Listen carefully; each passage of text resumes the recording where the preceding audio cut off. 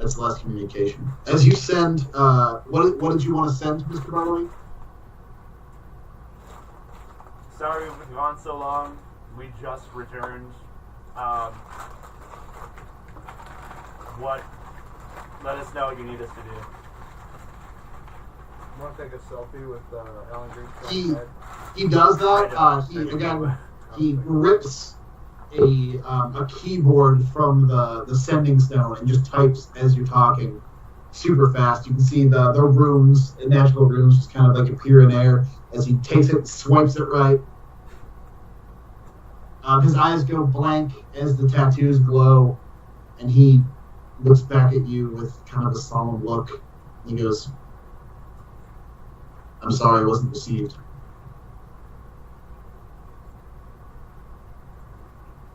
Okay. That means that there's no sending stone to be sent to. One moment. Everybody think about what messages you want to send. I gotta go pee. So Bartleby's in Sharn, right? Presumably? Or he was when we left? Yep.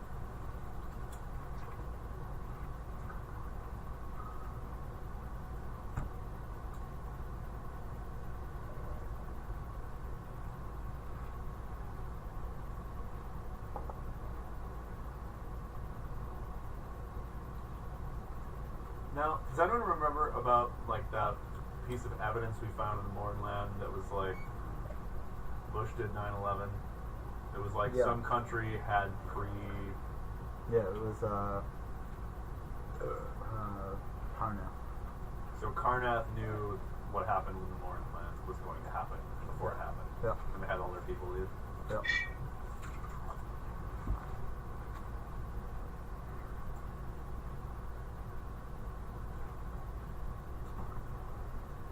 Just a random thought. You still have Sergeant Falco's bone dust, right? Yep. Did you give all of it to the person at the Wizard College? I could reincarnate. Yo! Yeah, let's do it. I still have my level 5 spell. I have all of it, and I didn't give any of it. Oh my god. That's fucking awesome. Who's next? You go ahead. Anybody want to do their messages? Go for it, Chris. Savis. I just realized Ballstar doesn't know anyone. Yeah. Chris, you do have a message from Cheyenne. Alright. Sure.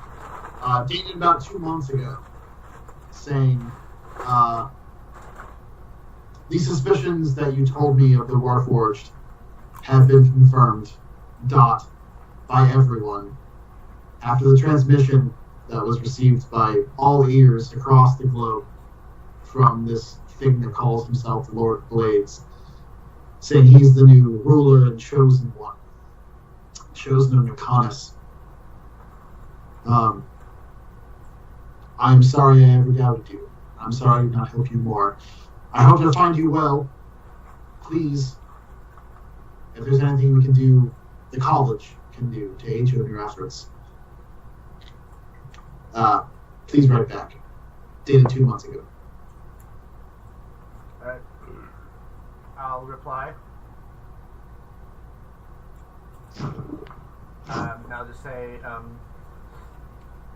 Cheyenne, my comrades and I have just returned from an extraplanar dimension. We are chagrined to see what has been going on.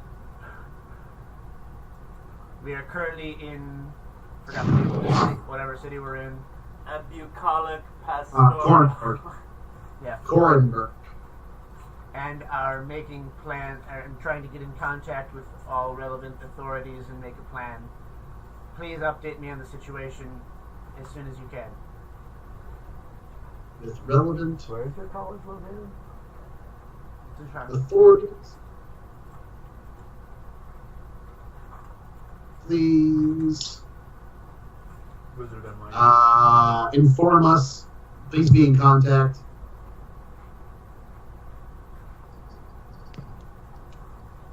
Cool.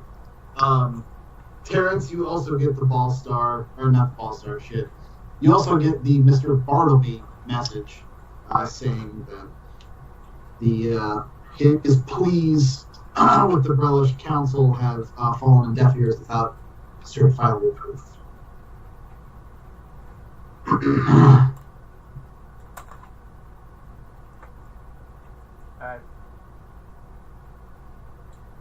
Waiting for confirmation if it went through. Okay. You send her through. He does the same thing. All of his tattoos glows. He sends it. He looks at Terrence. He nods. All right. One more message, please. He nods his head. Just To who?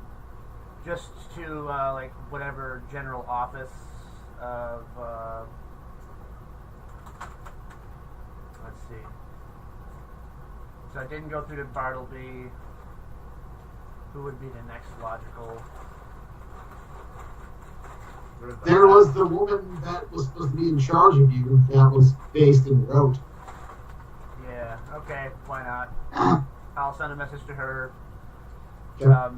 Same idea, just returned from Valkenveld's time warp. Do not know what's going on. Please update us on the situation, blah blah blah. Tell us where to meet you. We are in current location. He writes it down, swipes it right. Shakes his head.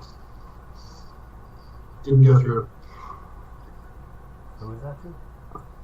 Leader of the Dark Lanterns.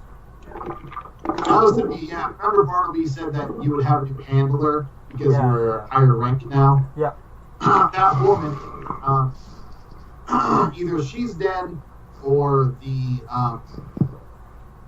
station that is based within Rote, the capital city, has been destroyed. Alright. One more. To Goose Fire. Alright? What do you say? Same thing. Just time warp, blah blah blah. We're in Solenberg. Please give us as much detail on recent news as possible. Still trying to orient ourselves to the current situation. Send. Send. The guy says, he's confused. Sent? But, sent to his spam folder?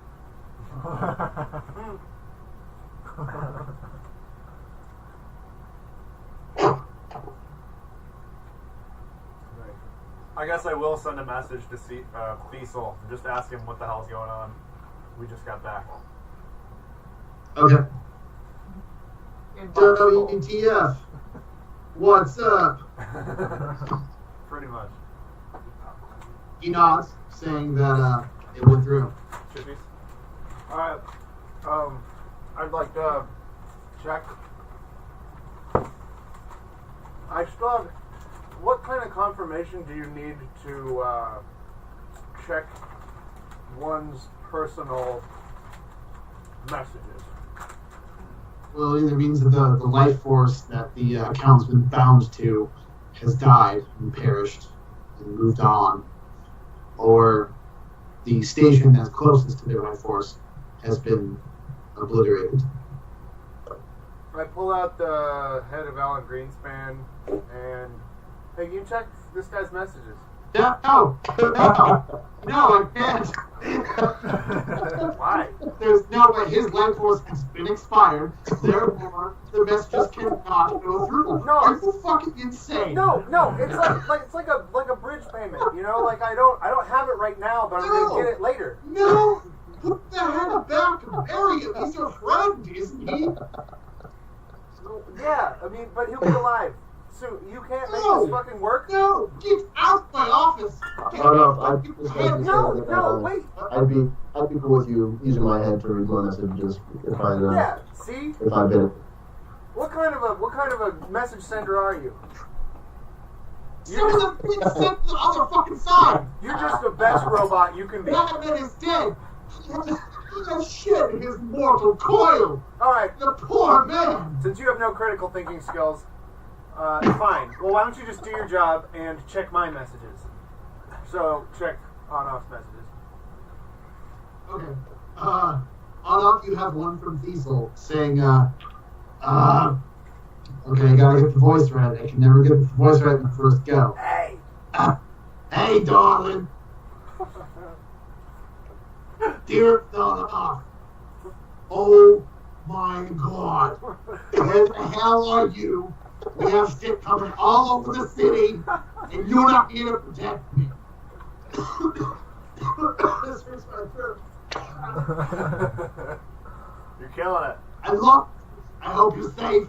I hope all of your friends are safe as well, I suppose. I'll be in the same place. I'll stay here as long as I can. Oh my god, please be okay. Alright, I'd like to send a message back. I'm sending a message back and it just says, New Stone, who dis?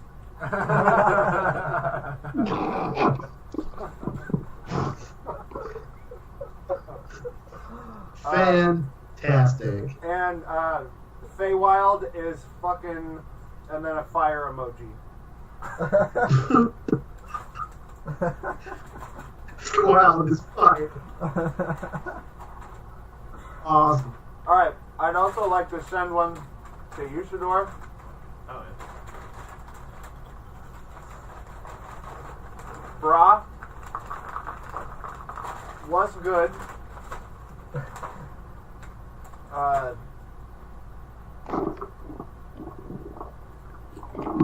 Haven't heard from you for a while. Feywild is fire with emoji.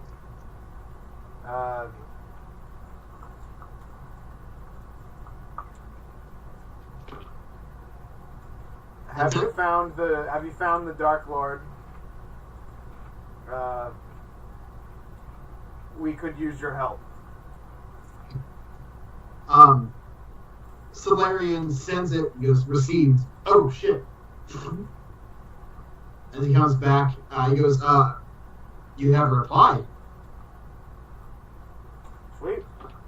Read it. Usador, he goes, this is from hold on. Although it's not from a Usador the Blue, you have a message from Alistair the Daystar. Okay. It says, currently advising Triumvirate. Where is Triumvirate? you? Oh, Sorry, say that again? You turned that, Michael. currently advising the Triumvirate. Where are you, bro? Also, Chunt says, what's up?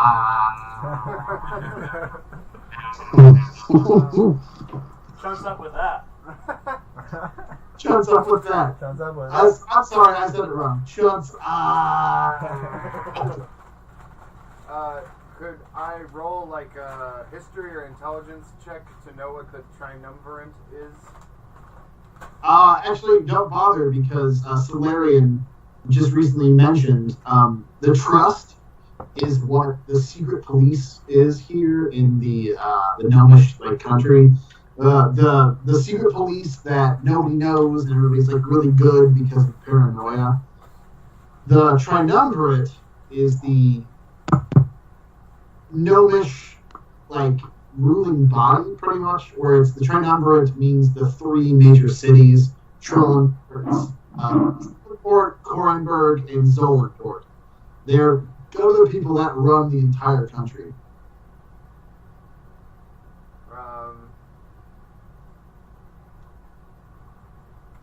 Do me a solid, Uncle. We need help.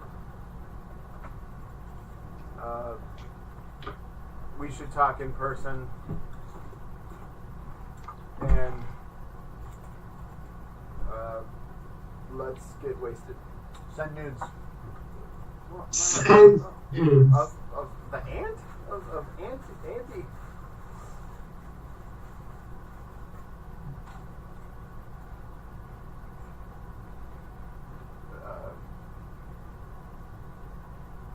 You say good. Okay. You said it. There's an immediate chat back that says, "Oh shit, where's you at?" Sign. Usador, Wizard of the 12th Realm of the Theseus, Master of Fucking Shower, Manipulator of Master of Life, Devourer of Chaos, Champion of the Great Halls of Tarakas, the elves known as Beginning Together, the dwarves known as Zonin and Eustanges, and he is known in the northeast as Gaswanius Maystar, and there are other secret names that you will never know.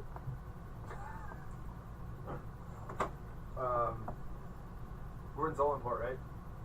Yeah. No, you're in Kornberg. Kornberg. Alright. Zolenport. I thought this was what you said. Trollenbeard. They all sound the fucking same. They really do. Cronenberg. Tronenzorg. Megazord. Megazord. Chilling at Trozenzord. Trudsville. TCEB. Triumvirate. Cronenzorg. East, bitch. You get an immediate reply back that says, "We'll meet up." Signed, Usador, Wizard of the 12 Realms of Theseus, and everything else. Okay. What time? Noonish? Okay, 4 o'clock it is. Fair enough. Meet me at the Gorstag Tap House. What's the name of the clerk at the Stone? Well, it's kind of like the guy at the Stone is like the high-ranking member. Yeah. The Solarian. No, Solarian's doing it? Yeah. Oh, shit. Solarian's doing it, but the nature of the chat and the messages is that as soon as he repeats it back to you, it's immediately erased from his mind to keep it private. Hey, Solarian, can you take a selfie of me? Well, I guess it would really be a selfie then.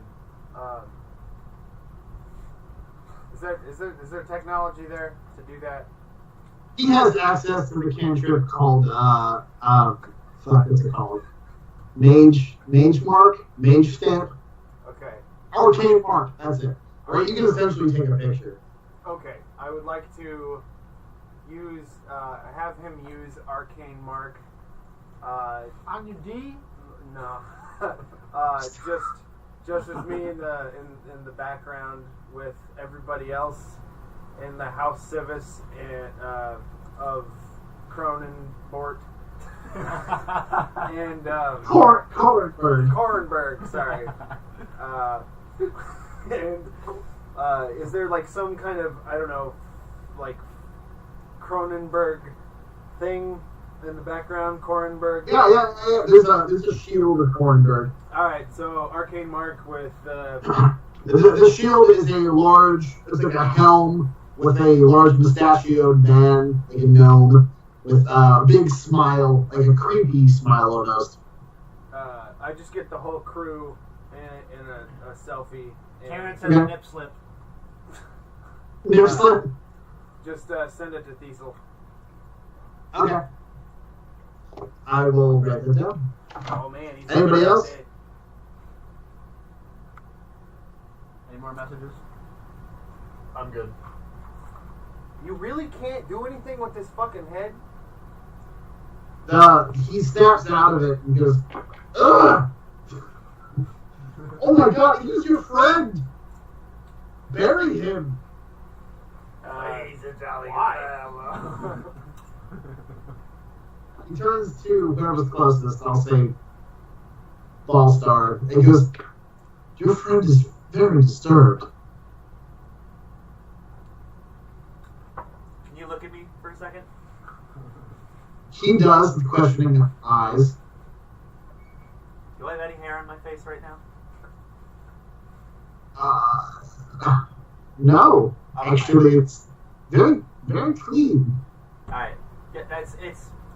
We've been gone for a while. Don't worry about it. Hey, should we take that over to where Quincy's heading? I don't know. Heading? Yeah, heading. You lead the way. Alan, you lead the way. Well, you guys are having a conversation. His eyes go blank for a second, and he starts typing again, and he pulls up for himself something that he reads. I am indebted to you. I'm thankful you got me and what you could out of Shokun. I've made contact with one from the Temple of Palor in the city that resides that would be able to presumably bring your friend back from the depths as he looks at the head. Perhaps restore his soul and body. Oh, he's so pleased, and I make him smile.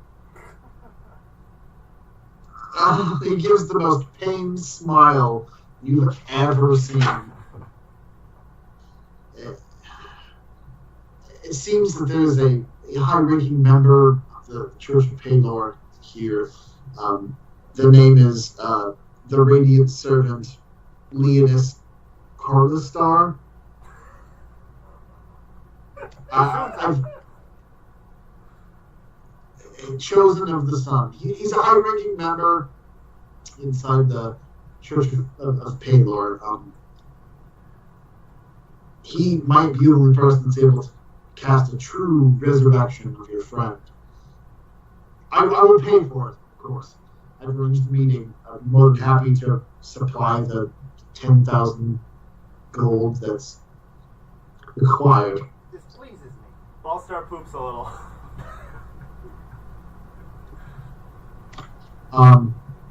You must, just go to the Temple of Palor. You may find it pretty easily. He looks very unsettled by you with the dead head. You were able to acquire all of these funds. He nods his head. I think, it might save you some trouble if you could just gather that up and we can just do it for you. If you just prefer a coin, I could give you the 10,000 gold. No, I'm sure. Yeah, that's fine. Resurrection requires a diamond worth 10,000 gold. If you wanted just the gold, I'd give it to you. I guess that's you talk to your friends to see if you would resurrect your friend or not. Oh, let's ask Alan again. I just have like a really silent, quiet conversation with the head. What is David's reaction to all this? Zach, can you hear me? Zach! Yes. Alright, I have my computer by accident. Okay. Oh, by accident. Essentially, the guy is offering to pay for one of Al Greenspan's resurrection, but on-off is using his head like a sock puppet. What's your reaction to all this?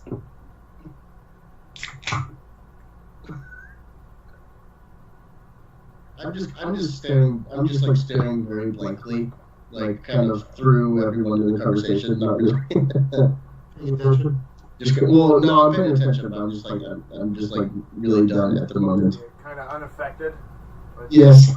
Just kind of numb. If you don't wish to resurrect your friend...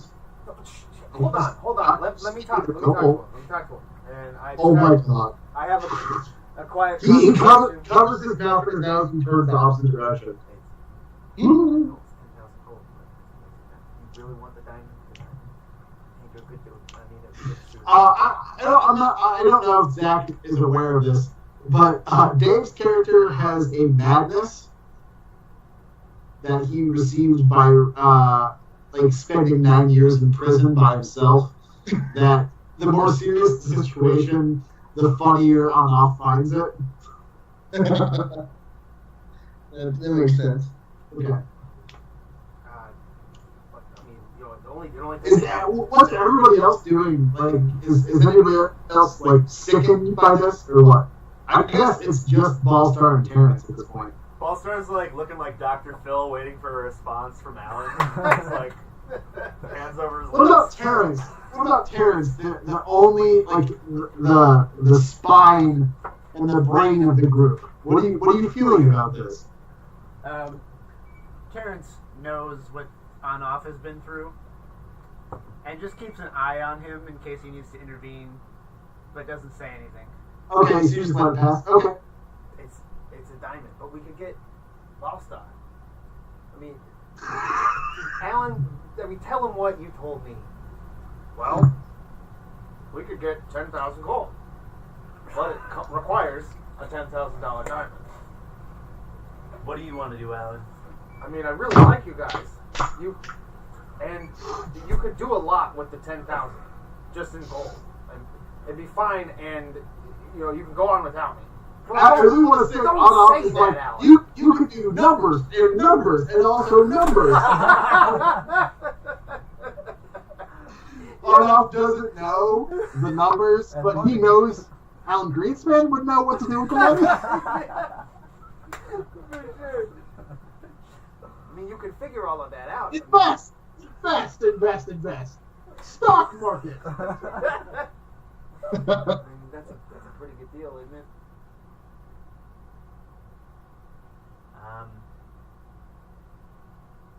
Do you think we'll save any money? Like, 'cause we're still gonna pay for the resurrection, right? You want to be resurrected? Most money possible. Resurrection, not so much. You guys were good dudes, but I'm not go on without sure me. you're clear on the deal. Solarian said he would pay for the resurrection. I know, but I'm on-off, and I'd just rather take the money. I understand. See what I'm saying? I didn't know if you were clear. I'm trying to convince myself not to take it. Not take the money and run. Yeah. Right. It seems like a good deal, but he gets legs, which is nice. It's a good thing. I can't read or count, so it's kind of been my guide. Alan Greenspan. What does Alan Greenspan's heaven look like? That's What what are you I was doing? gonna say. Like, is it like a tongue sticking out and one eye rolled back, and then like Yeah. Mac? Well, Like a Matt Groening Simpson zombie. yeah. It just kind of smells like feet. Like feet and tooth decay because he has his fucking hand up there, like the back molars, just smells like tooth rot. Okay, so I'm having a conversation with Alan, and as Alan On-Off as Alan is trying to convince On-Off that it would be a good idea to do the diamond, but Dave, On-Off is take an saying- inspiration. but- That's fantastic. but On-Off is saying, okay, but you owe me one, so you'll have to give me one of your items. Fair enough. Inspiration for On-Off. That sounds fair. Okay, yeah, let's do it. That's good. Okay, so never mind, Mr. He still turned away, holding his mouth. What's he's offended. He looks back. You're tired. All right, fair enough. We'd like the diamond, please. We've been doing a lot of walking. Take the gold and leave. We just Leave. I'll take the diamond. Come with us. Come with us. We've our decision is Okay, clear. no, hold on. He kind of dry gags a little bit. I will promise the gold to the one that's going to do the resurrection. I don't want to be anywhere near you. What? He turns to Terrence at this point. Why? You seem to be the most sane. I will be talking to the Trinum for it. They will need witnesses for what I've seen at Jolkun. If there's currently some sort of force against us in the east as well as the west, they want to know about it. If I call on you, can I expect you to show? What, have you been watching Gladiator? You can count on us. We understand what it's like to not be listened to when doom is at your doorstep. Not to say. Because I imagine my voice will be heard. He says modestly. I would hope so. Anyway, I can set you up somewhere. I can just give you gold if you want to find some place to sleep for the night. Or you could go wherever. I want to give you something. Can I give you something to help for helping me?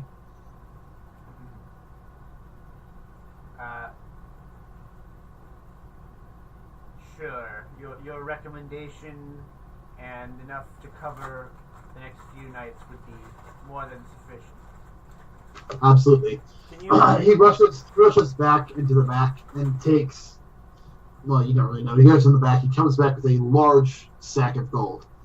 This should put you up in the best hotel you can find here in Korenberg. Who's better to give it to? This should give you a week's worth of the finest hotel in Korenberg, as he hands you 750 gold.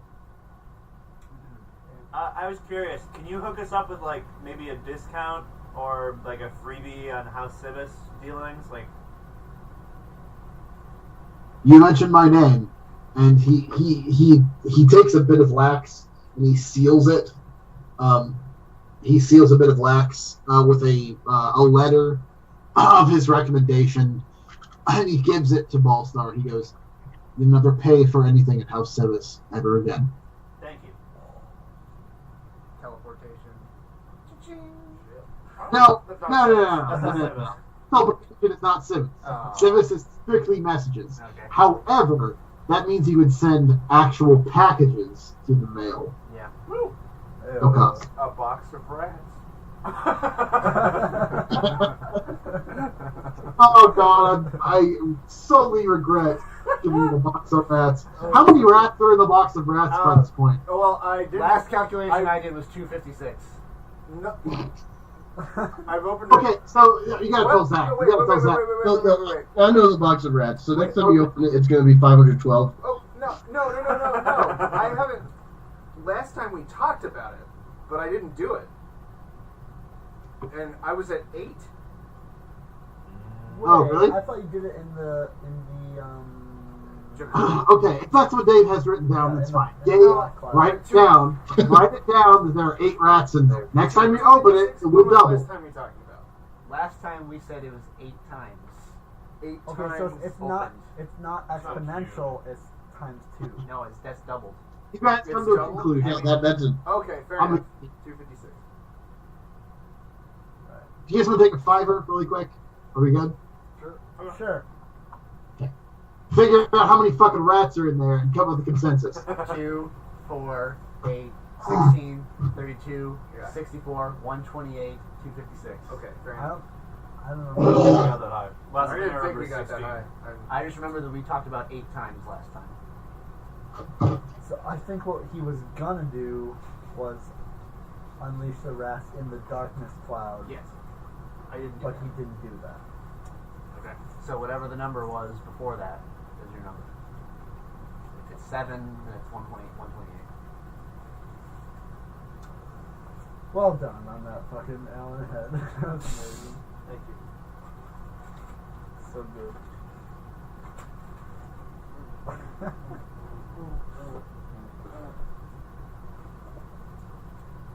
So I mean, I've just been recording this screen basically, so like it's not gonna be, we're not gonna be able to see us really because we're just this tiny little. Do we thing. still have the audio? So like, yeah, we still have the audio. Oh, that's fine. Yeah.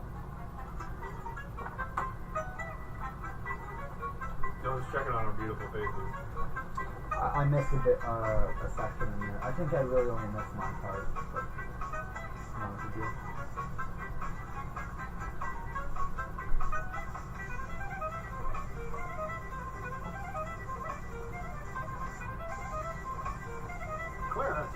Jewish, right?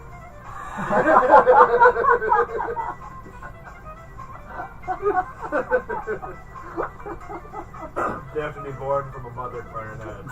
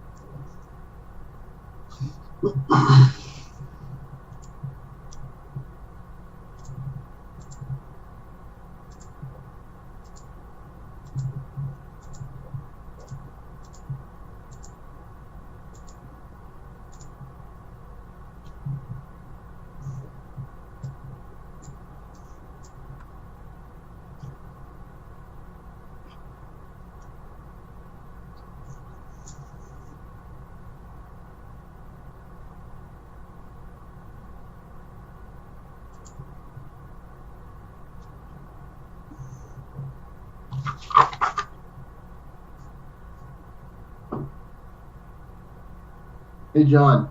What's up? Do you like the tune I Hear a Rhapsody? The what? Do you like the tune I Hear a Rhapsody? Oh, yeah.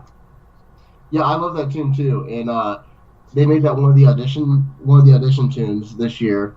And all the TAs, we had to like sit through. We had to help judge all the auditions.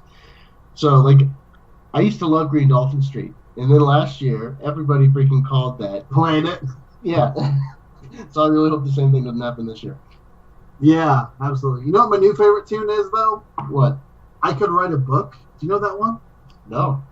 Man, it's like super easy, like Gershwin changes, but it cycles like so well. Oh man, it's the most swinging tune. Oh, that's awesome. I Could Write a Book. Man, that one's really good. Yeah, look it up. Is it who's it by? Let me look at it.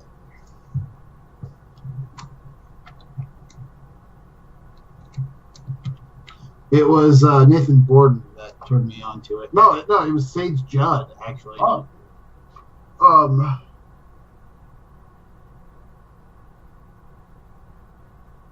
Yeah, it's a Rodgers and Hart musical, performed by Gene Kelly.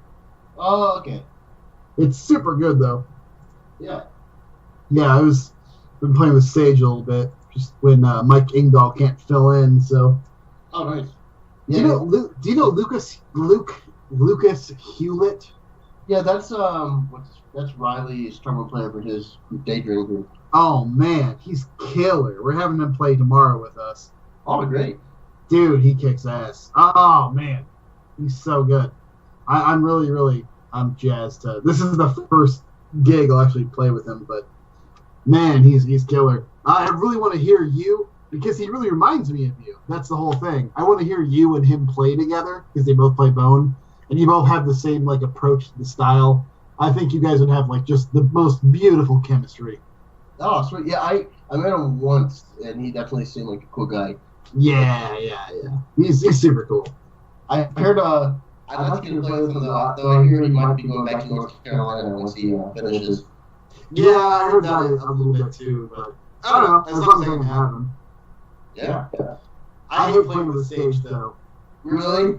Is it his time? Is that what it is? That's what it used to be. Oh, yeah. He always, like, loses the form because he gets, like, super, I don't know. He gets really into it and about himself. He kind of feels like he's God's gift to jazz. Really? Absolutely, man. He's got a huge head on him. He didn't used to. Which is why I'm really good with him because I just put him down all the time. He didn't used to be like that, man. He really didn't. No, man, he's got a huge ego now. So we used to hang out a lot, and I used to compliment him a lot, like, because he was really. That's why. That's fucking why. He always said he was like really improving. He was really putting in the work. Yeah. Oh shit. He sounds okay, but like I said, he can do no wrong. Everything is always somebody else's fault, you know? Yeah. Yeah, you really didn't used to be like that, man. I used to spend quite a bit of time with him. I can see he's got the hunger. He got kind of like the Andre treatment, which I think just threw his head up, you know? Which is why he's good with me, because I put him down all the time. That's good.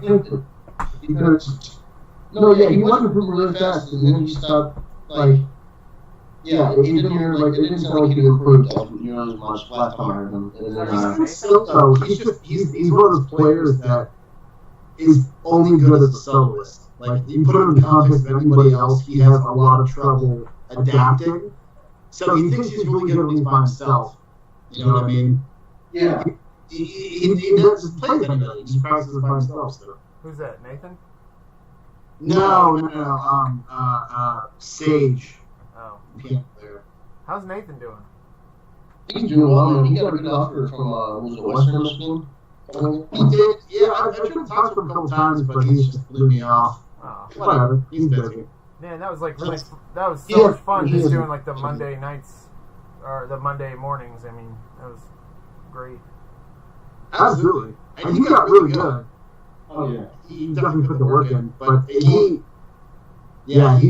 think his whole thing was just to like blow out of Wichita and not talk to anybody else ever again. So more power to him. That's fine. I'm sure he found many players, but. Yeah.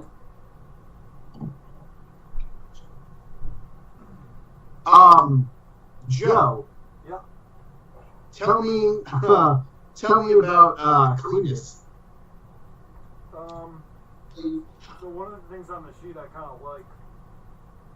Let's see.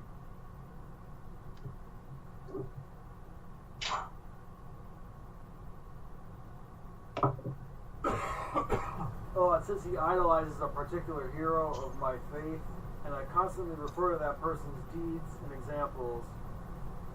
I quote sacred text and proverbs. So I think he should be really into this Saint Aloysius. What's his name? Leonis Carlostar, the radiant servant chosen of the sun. Okay. I'll tell you a little bit about Leonis. Leonis acts like a saint. Everybody does revere him. He's very high in the church. He's not full of himself. He's very down to earth, very humble. His whole thing, though, is baking. So when he goes to like these churches and like visits stuff, he doesn't give them blessings. He doesn't give them like spells or anything. He makes cookies and muffins and croissants. Is he good at it? And he's so fucking good at it. And the thing is, these essentially instead of a healing potion, he makes like healing lemon cookies. Good. So like so he puts all his spells into these amazing baked goods. He's pretty much revered as a saint, although he would never say it. He has an amazing, just this humble, small little human. He's about 70 years old. And what's his name? His name is Leonis. The radiant servant Leonis, chosen of the sun. So, was Cletus like his personal bodyguard, or are you just like, well, he's in town? Are you in charge of his safety, or what? I think Because I'll tell you one thing Cletus says that I really doesn't is that Leonis is here to oversee the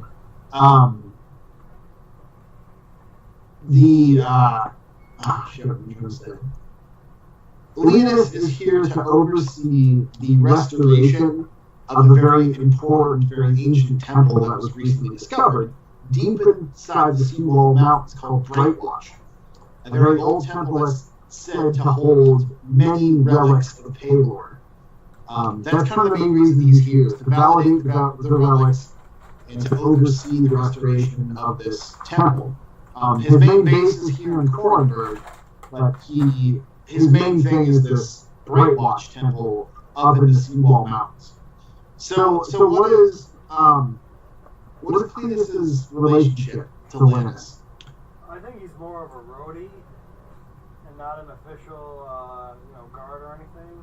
Okay, so you like follow him, just to like learn from him, right?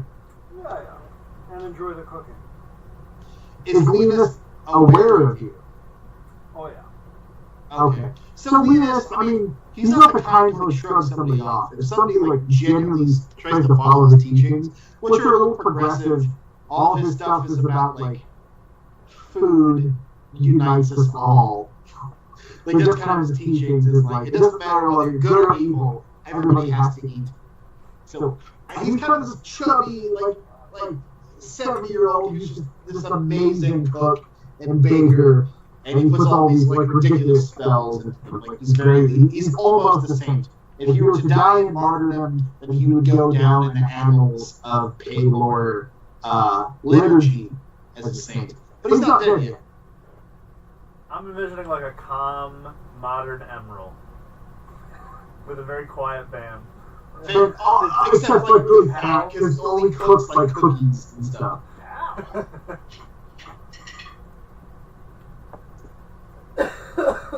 Alright, good to know. So you're just a follower, like kind of a roadie. Yeah. As we get back into it, you guys are done with all of your messages. What do you guys want to do? Balstar wants to sleep. Are we going to the Paylor Temple? Yeah. Go to Paylor Temple. I guess Again, the name that you were looking for was the radiant servant Leonis Corleostar, chosen of the sun, is supposedly in residence in the Paylor Temple. Alright. And am I meeting Usador later, or was that?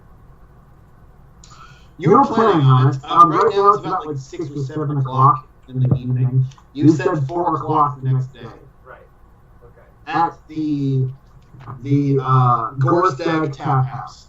I would like to meet back up with Quincy first before we start going. So we're going to. Sure. Well, Quincy is within radio range this whole time, so. By the way, after my whole thing at the temple, I wanted to just kind of basically go for a long walk at the beach with Trud, and just kind of like ride on him and just like look at the ocean and ponder. Absolutely. You were one of the 2 people that Trud allows to ride him. You and Ballstar are kind of the 2 people. Everybody else he's used to, but if anybody else tries to ride him, they have to roll some sort of check. But both, like, Ballstar's the mom and you're the dad, pretty much. Okay. Ballstar is completely capable of flight at this point. It's a beautiful sunset on this river town. Ballstar is completely capable of flight? Cannon! Fuck! You don't have it. Trud is completely capable of flight at this point. But you have a clarifying flight where you see just the sunset on this river, this large river town. Kind of puts a few things in perspective. What's Quincy's mood at this point? As soon as you land, Trud kind of nuzzles your hand with his spikes and everything. And you get a little. Does somebody talk to Quincy about the plans? I assume you do. I think we just tell him to meet up at the hotel later. Okay. You have reservations at one of the nicest hotels in the largest suite. Okay. With all breakfast, lunch, and dinner paid for the next 2 days. Whatever you would like, the kitchens can cook for you. It's a huge open suite with individual bedrooms for all of you, overlooking the beautiful river city of Cornberg. And just in the distance, you can see highlighted as the sun sets, the gigantic building, the biggest building you've ever seen. Domed peaks, large spires, and just the voluminous middle to it. The Library of Cornberg is what you see the sunset behind. The largest library in the entire continent. So what's Quincy's mood as he lands? He does some serious thinking. I think he's like pretty defeated. Like Alan is dead. Our whole plan was just shot up to hell. He wasn't able to save Alan or our whole plan in Jalkun to we didn't save the father and the daughter, and so. And it was all your decision. Yeah, basically. So, just like super defeated, and like, just like, kind of depressed, I guess. Absolutely. I don't blame him.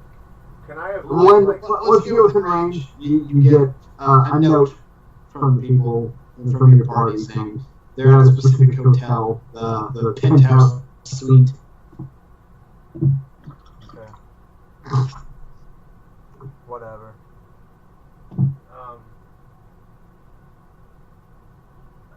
Right. We all meet up?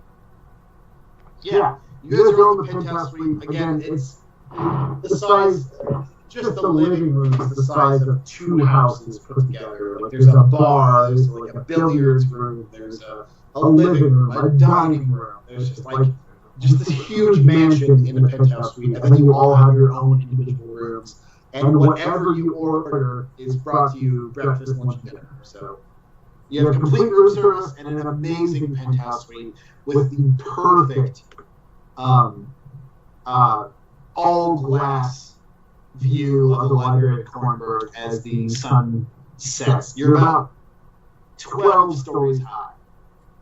Ballstar is just like laying down some planks, eating some good berries, pretending like everything's fine, just doing his thing. Planks? Like, in the room? Like, I moved a mattress off of a bed just to lay on the under supports. Like, oh, you guys can sleep on the boards. I'll just sleep on these planks. Fine. I'd like to prank a couple of hospitality employees and order room service. Just like a meal or something. And then after they leave the cart, I'll put Alan's head under the dome and then get them to call back and make a big scene and try to get free money. There's definitely a big scene. As they come back returning, we don't know how this got there, I'm so sorry. Do you have enemies, sir? We can order extra security if you'd like. I do have enemies. Batten down the hatches. Batten down all the hatches. The view of the Kornberg Library as iron shutters shut down over all of the windows, blocking any sort of view. God and then like there's thoughts flowing in. Let me make this very clear. If something like this happens again, I'm gonna have your ass. I've got people in high places, and Yes, sir. Yes, sir. Yes, sir. I want full compliance in everything that I ask for. Absolutely. Absolutely. You find that there's 4 guards outside of your room. There are guards that opt to like stay inside of the penthouse as well. All the shutters are closed, blocking your view. Okay. And I try to convince the 2 guards in the room that they need to keep their skills up, so they need to fight each other. And roll a charisma check. Roll persuasion. I got pretty good persuasion. With advantage, because they're scared of you. You're high rollers. Oh, okay. The 17?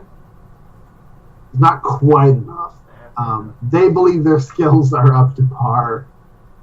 As Quincy enters with Trud close behind, you see on-off trying to convince these 2 guards inside the living room area, the den area, I guess. There's a separate living room and dining room. There's a den area with a couple of couches and like a sunken like coffee table. Whereas Onoff has moved the coffee table like almost outside of the den and cleared a space for these two to fight. And he's trying to convince these two guards to fight each other to the death. Quincy, hey, you came in just in time. I mean, they're about to fight. This guy's called this guy's mom fat, and I don't know. That's a different story. Where the fuck you been?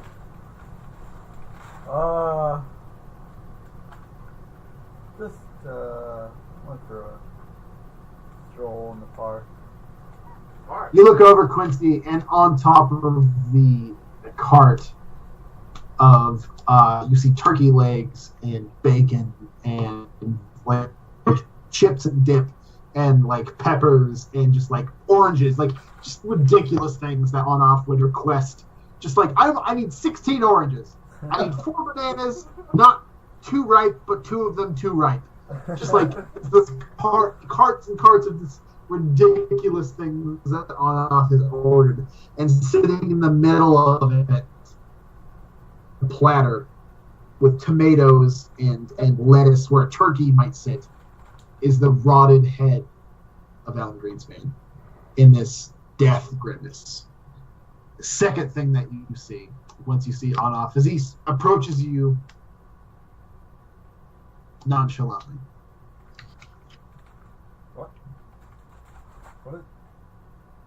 What is Alan's head doing like that? He's fucking hungry. He ordered all this shit. What? Don't ask me. Ask him. You want to talk to him? No.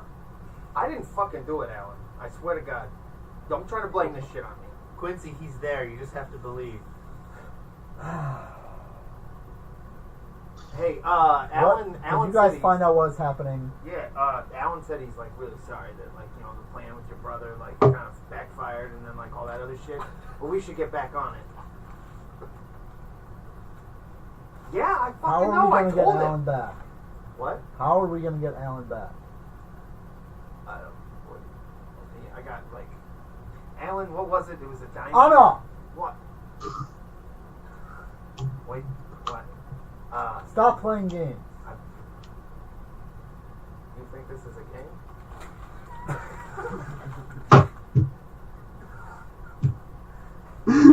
Yeah.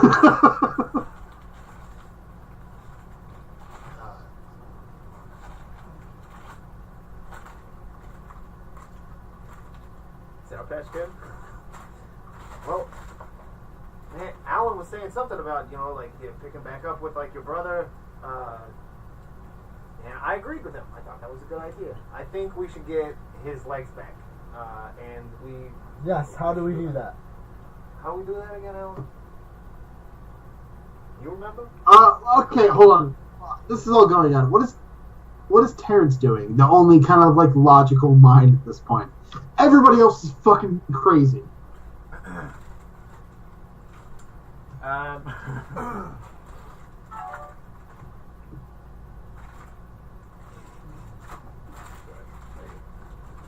Terrence is he's kind of just in a trance. Okay, so you're like sleeping in your own like quarters. So it's just Ballstar and Onoff talking to each other, talking to Alan Greenspan, while it's like Onoff is shaving his fucking eyebrows. Yeah, Ballstar. Terrence is just not really present. Okay, what's David Haven doing? Is David up partying with everybody else? I mean, there's a head kind of going around, but I imagine DeHaven being the rock star is a little bit used to weird shit. David is sitting in the corner with, like, literally just an entire table full of sushi rolls. Just slowly eating them one at a time and not really saying anything. Or like ignoring everybody else? Yes. Excellent. I haven't even realized that he was, like, I just remembered that DeHaven was there. Hey, did you used to play for the Voodoo Dolls? Huh? The Voodoo Dolls. Yeah. Like What about- Did you? Okay, you gotta explain the inside joke to him, though. Oh, sorry. It's like the only band there was a vampire that basically manipulated me, entranced me, charmed me, and I thought that Lucan was like a member of the Voodoo Dolls and loved this shitty band in this fantasy world. If you can imagine the stupidest, emoist, vampirist band, would DeHaven have been part of a project for that band, as long as it gave him fame? So, would you believe me if I said no? I mean, I don't believe any. Was he part of Alan? No. Was he part? No? Okay. No. Fair enough. So you're not a fart anymore. That's good. That was enough to snap Terrence out of his trance, though. Just that thing right there.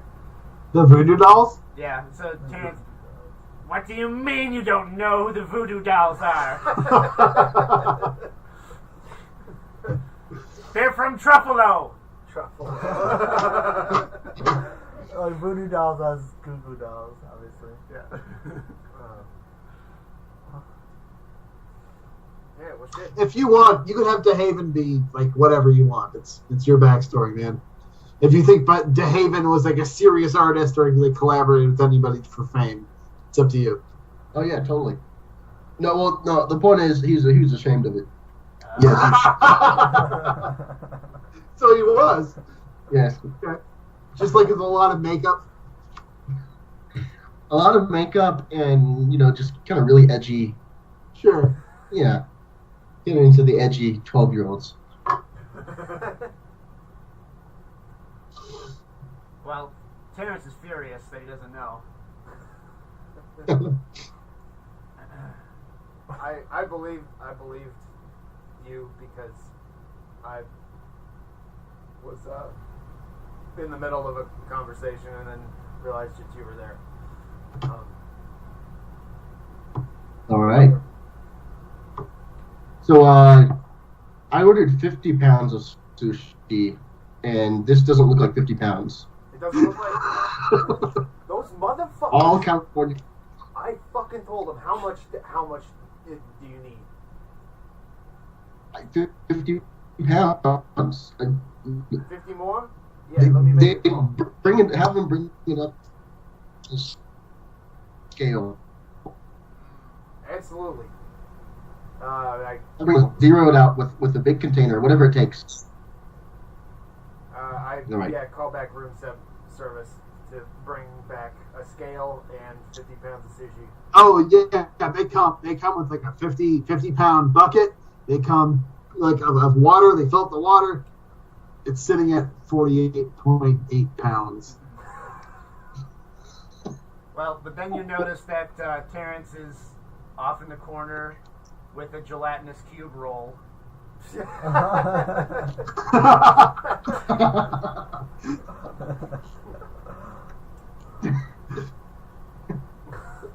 don't the service.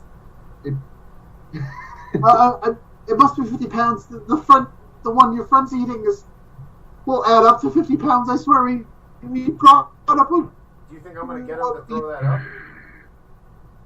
So then I take a bite and I eat one of them, and then I realize, oh, I was thinking of something else. I don't like sushi.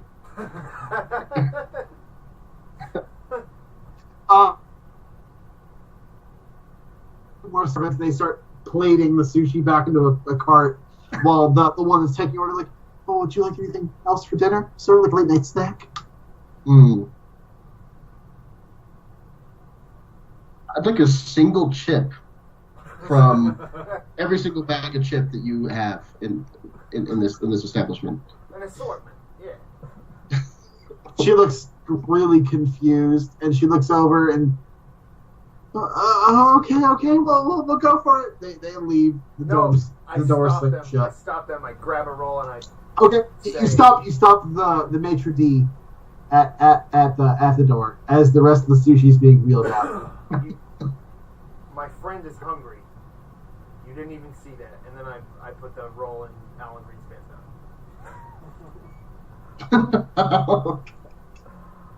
I'll be back with the chips, sir. I'm timing you. Okay. What? Enough with this nonsense. She comes back promptly 2 minutes and 15 seconds later with a single chip from every single chip bag that they own. And it was actually roughly a single a bag of chips that's all spirally built like Legos up above. She goes, if you'll see, the chefs have made it from spicy at the top to milder at the bottom, and every chip is a different experience on the way down.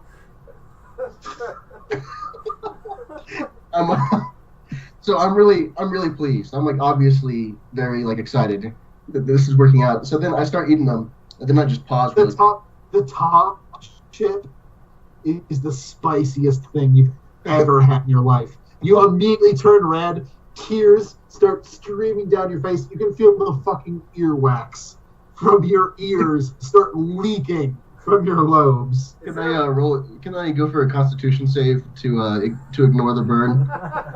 Sure, let's do it. Yeah, absolutely. All right. All right. That 20. Are they arranged like an Andy Goldsworthy art piece? They're arranged like a fucking lotus flower. Alright. Alright. Ooh, I rolled a 20. Hey. You do manage. You get a little bit of the sniffles, but it is the spiciest thing you've ever had in your whole life. If you'd like to go to the outside, we've gone from sweet to salty. The top is just spicy. I'm so sorry if it's too spicy for you, sir. No, it's fine. Thank you. Very good. Yeah, you're still turning a little red. Your nose is running a little bit. But... While this is happening, Ballstar takes, while no one's really looking, I take the seaweed wrap out of the roll in Alan Greenspan's mouth, and I just put it over the bridge of my nose, trying to get blackheads up. Fantastic. It's an old druid thing that Radoff taught you. It works beautifully. Oh, every time. Your skin is oddly not human. It's this perfect white with no hair. I kind of look like a bald sex doll right now. Like a bald child Absolutely. sex doll. That's a weird phrase. Weird group of words. Bald child sex doll. Oh boy. So that's your night. How does Quincy see all of this? I mean, Quincy's always the voice of reason. Yeah. No, I'm just trying to get on off to stay on topic and stop diverting. Right, yeah. What you were saying. Sorry. This is after the chips and the lotus flower and everything, right? Okay. Yeah. This is Alan Greenspan we're talking about. The best. No, fucking, he's not talking to you. The strongest, the best fighter in our group. Yeah, I know. He was fucking hungry. Yeah, he's great. We need to bring him back. Oh, the guy from House Civis, he gave us a big old diamond. We can Yeah, just go I know. resurrect We him. need to get him back before it's too late. Sweet, let's go. Okay. Wait, let him finish his roll first. He's not alive. That's his head. Big fucking kid. Oh. I start mushing the jaw, What does the Haven think of all this weird necrotic sex play role stuff? What if Arnoff actually is communicating with Alan Greenspan? He's just the only one who can. All right. You can see it. The Haven is open-minded. Terrence, you're the only other voice of reason. What is Terrence doing? Well, now that Terrence is out of his trance, he understandingly just goes over and places the lid back over the tray and places an arcane lock on it. I whisper by the lid of the tray, hey, you can just eat it on the way. And then I start wheeling the cart out. No, I'd start reading the card out. What are you reading the card to? Well, I thought we were going. I interrupt that and I say, no, Alan must go to the temple. That's the only place he can go. That's where we're going. Right now? Yeah. The Okay. sooner the better. Let's go. Okay. All right. Does everybody head towards the Temple of Palor? Yes. Yeah. Yep. Hey, David, Alright. you wanna see some crazy shit? Come with us.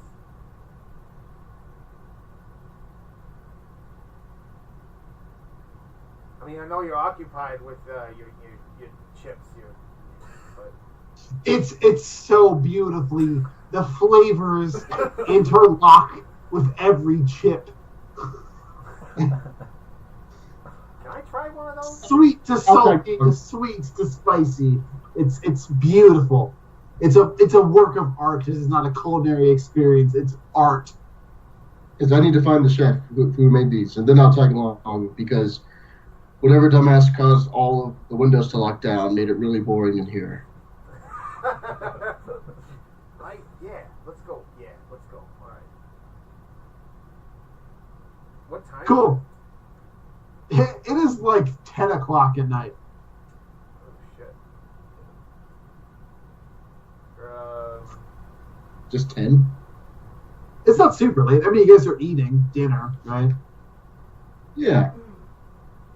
10 o'clock. You notice that let's take a fiver, like. Does that sound? Just took a fiver. Did we? Okay. I need to pee. Hold on. Good for you.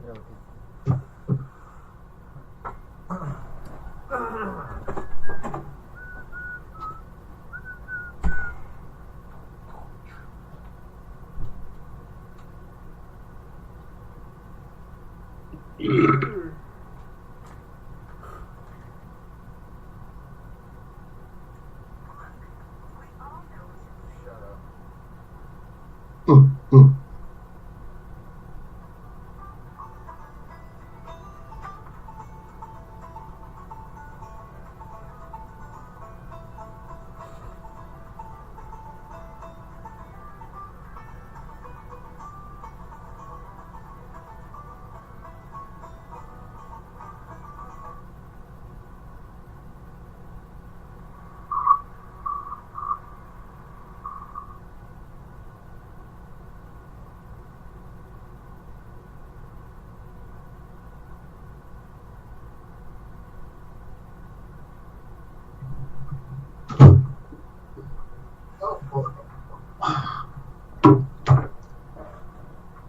You guys make your way to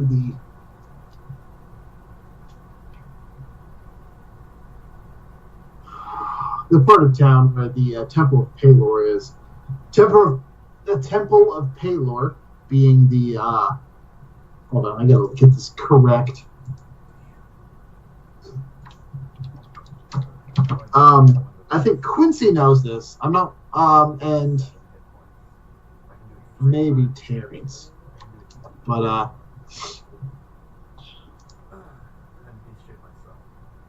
Palor is the god of the sun, light, strength, and healing.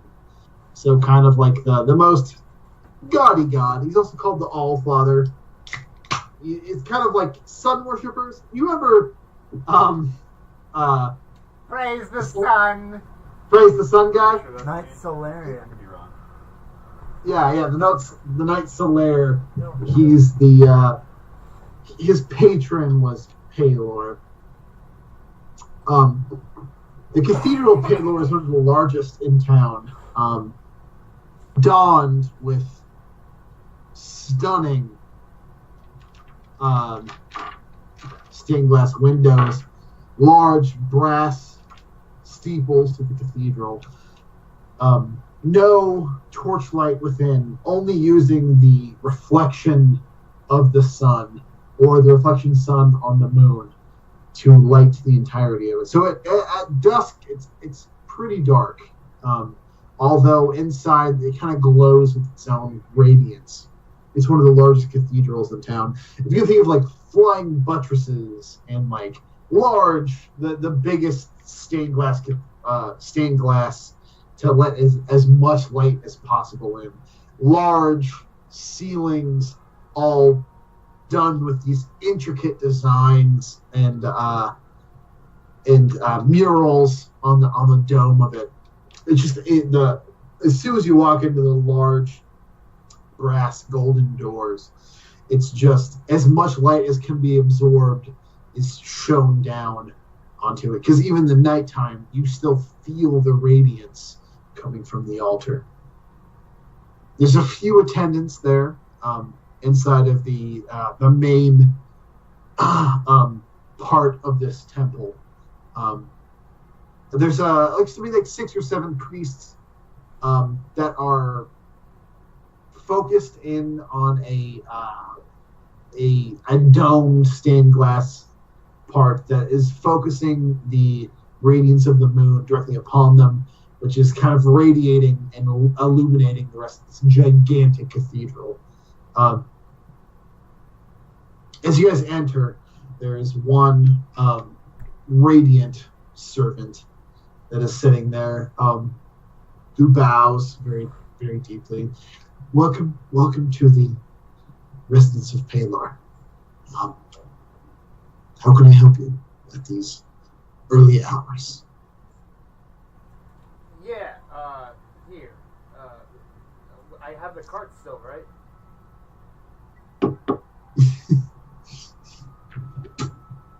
Yeah, you still have the cart without Greenspan's head on it.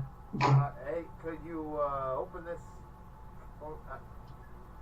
Terrence, you're in charge. We'll get to that. Quincy, why don't you explain the situation?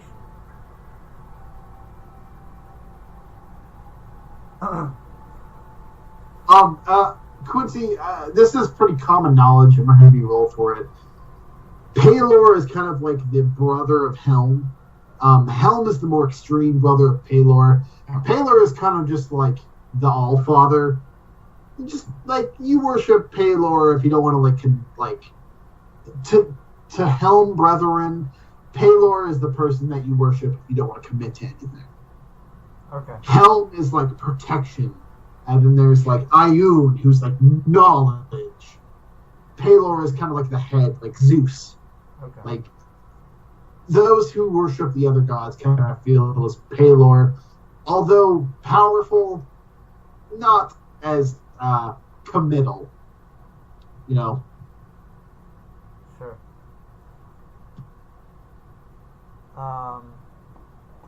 But they're still bros. They're still like in the same pantheon. Sure.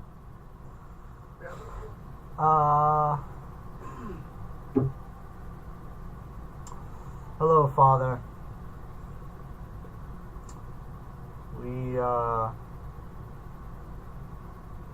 We have lost someone very important to us. His face kind of darkens as he nods a sad nod. Just bow a little bit. We have part of his remains, and he is crucial in fighting for all life itself in this world. He is incredibly strong and capable, and we need him back. And so his face is stone-faced as he there's a deep understanding as he's looking directly into your eyes. I myself am a holy man, but I am not capable of the power it takes to bring him back. But I'm hoping to pay for someone who can. His eyebrows raise a little bit. He says in a very hushed tone, "You seek the radiant servant, Venus, chosen of the sun. Champion of friendship for everyone? Bringing friendship to everyone. His face does not soften, however, as he. I'm sure Master Venus would be more than happy to help you with your plight if what you say is true. Unfortunately, there has been a complication.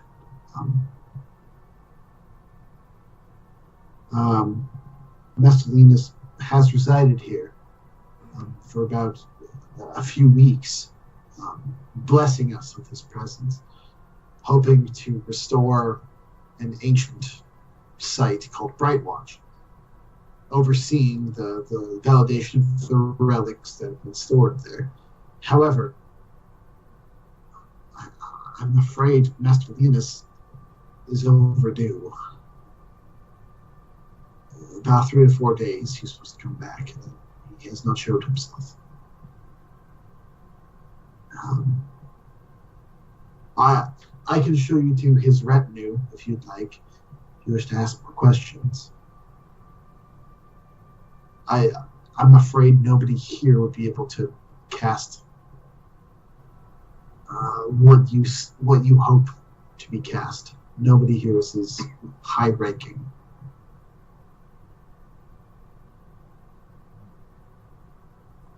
And you know of no one else in the city. He shakes his head because, sadly, the power to bring one back from his mortal coil is rare and powerful. Surely Leonis has shown that power a few times, only to those worthy. But nobody here has that power. I can show you to his retinue. Perhaps they can help. He says in kind of a dejected manner, as he recognizes your holy symbol, notices you're a holy man yourself, and he says with a professional courtesy,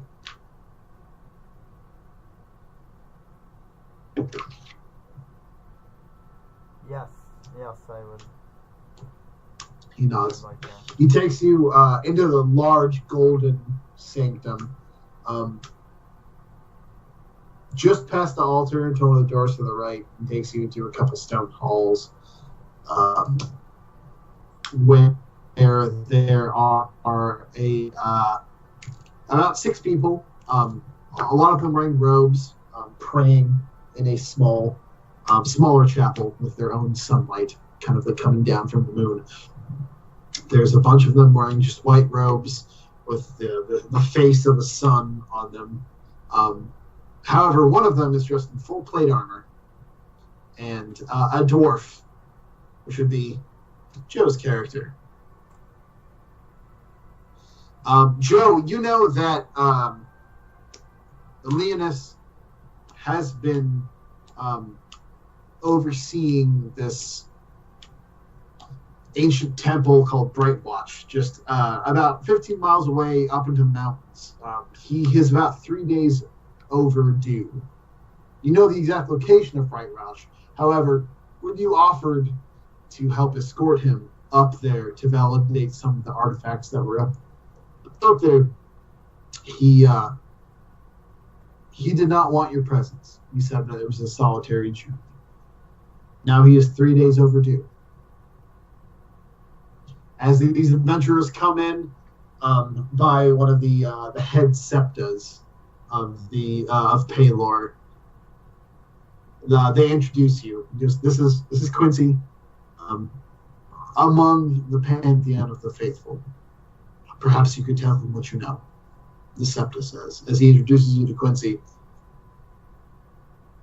A good day. Hello. Man of the claw. I am. It's wicked good to see you. It's good to see you too. I Although have lost someone of great importance to me. who's that? The radiant servant Leonis, chosen of the sun. Champion of friendship for everyone. Oh no, that's exactly what it is. He's Chosen of the Sun, champion of friendship for everyone. he's the headmaster here, yeah. He's actually not the headmaster here. He's a traveling saint, like a patron of the church that goes to different. But he's still very highly regarded. He's just been stationed here recently to oversee this and validate the relics that have been found in Brightwatch Peak. I suppose ancient payload temple. And Baker extraordinaire. And that's the whole thing is baking. And food for everyone. So I'm curious, is Cletus a big partaker of sweets in all this? Because I think all of Leonus's followers are overweight. Because they his whole thing is food unites everyone. Yo. Yeah? Yeah, he's into it. Alright. He's portly. Portly? Yeah.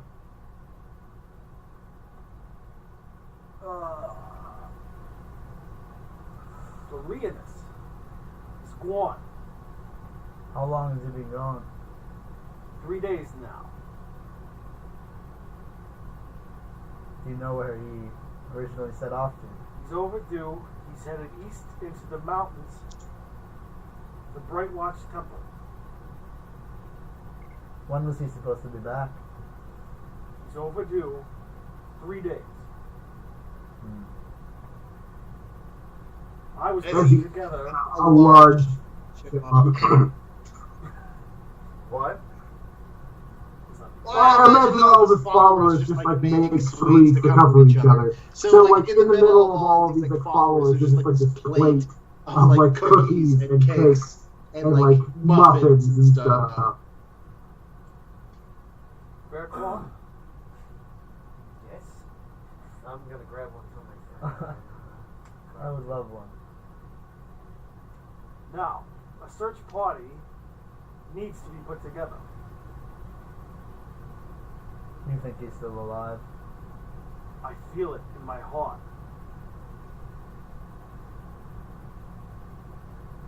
But we must leave, and leave soon.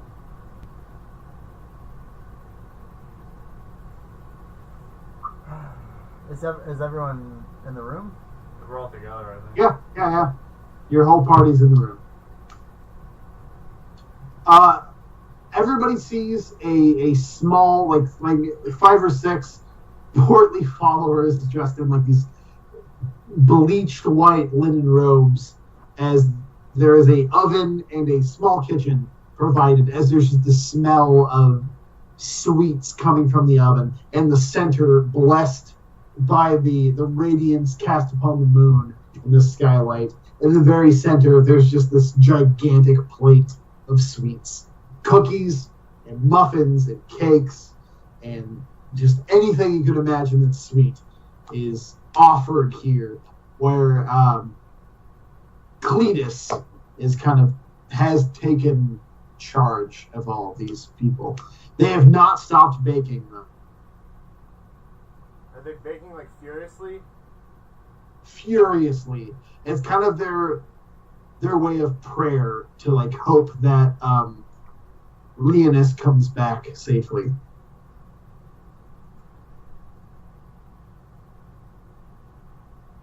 mean, if this is the only way we get some legs for Alan again. Yeah, fuck it, let's go. What are we doing? Where are we going?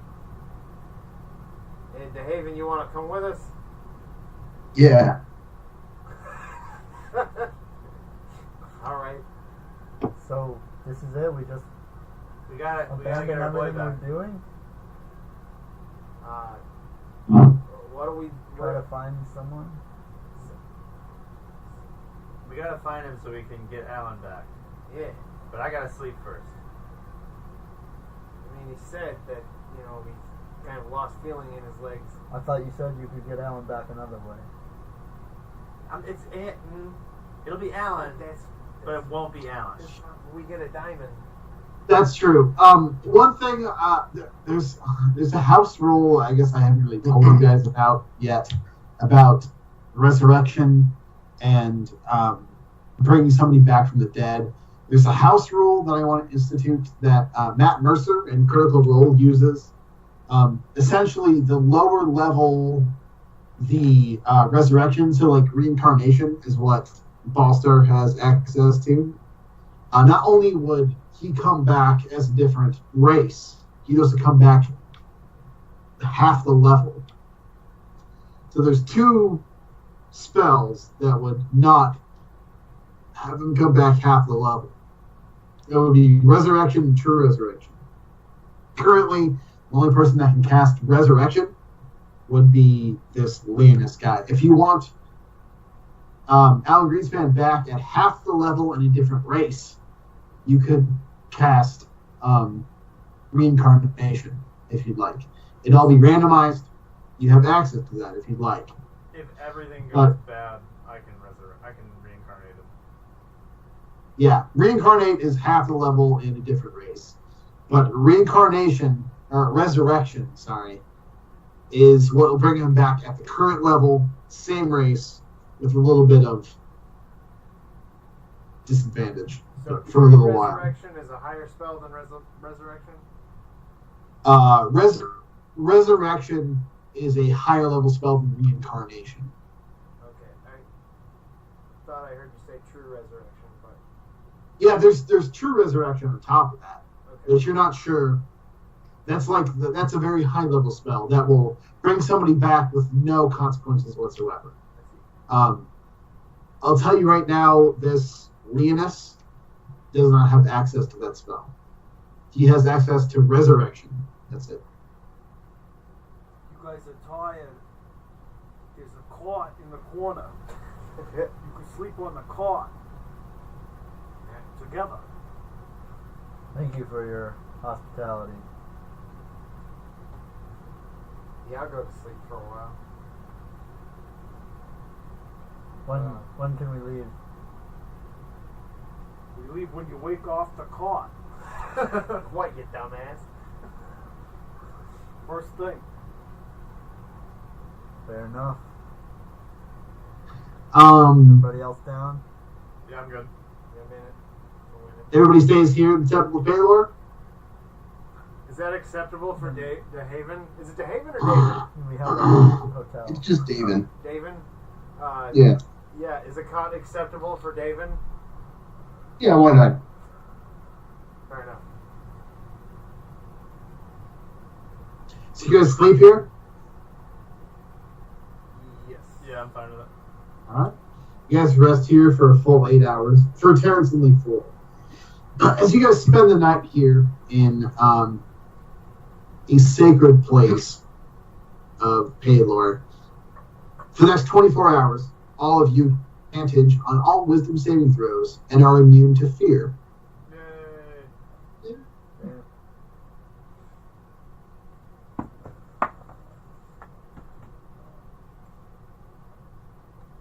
I'll brew up a couple potions.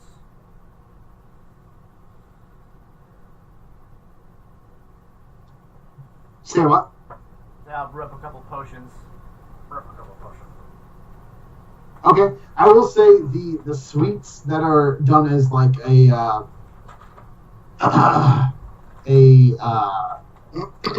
sacrifice that are baked and like left in the center. Everybody can take 2 of these sweets. Each sweet acts as a moderate healing potion. So 2d4 plus 4. They are sweets that Leonin, the Radiant Servant, has taught them how to make. So they all, when you eat them, they act as a healing potion. So everybody gets 2 sweets. However, they only last for a very short amount of time. They only last. Each sweet only lasts for 48 hours. If I put it in the bag of clothing, will it last longer? You can certainly try. Oh. Cool.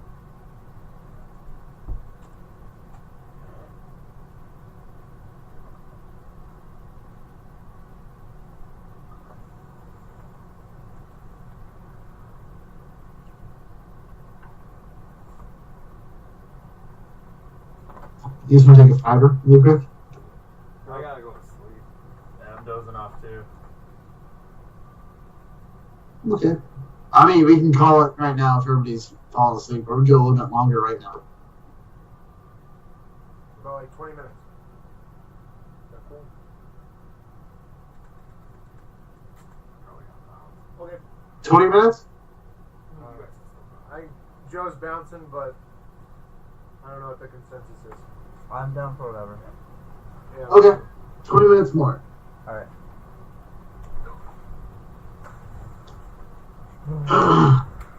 You guys wake up with sweets that you can take. You still feel a little bit like sugar rushed. Cleanest leads you outside of Kornberg, deep into the Seawall Mountains.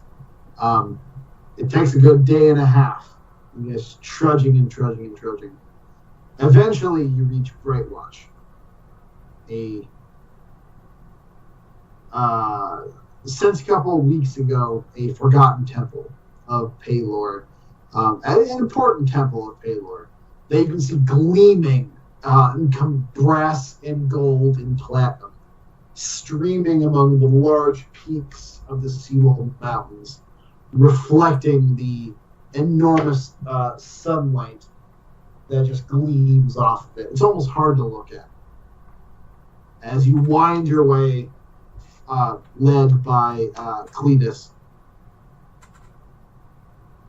you finally reach the very front of Brightwatch, and you notice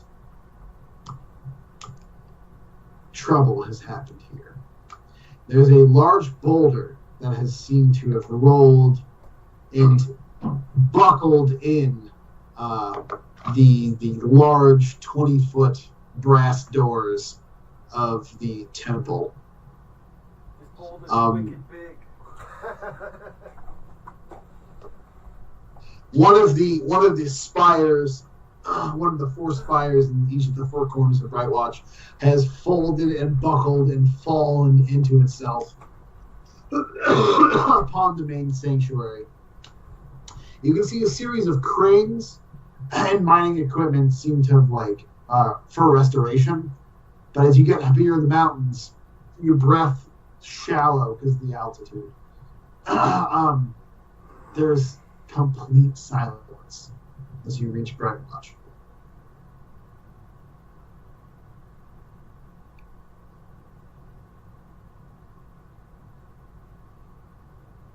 How the fuck are we gonna move this?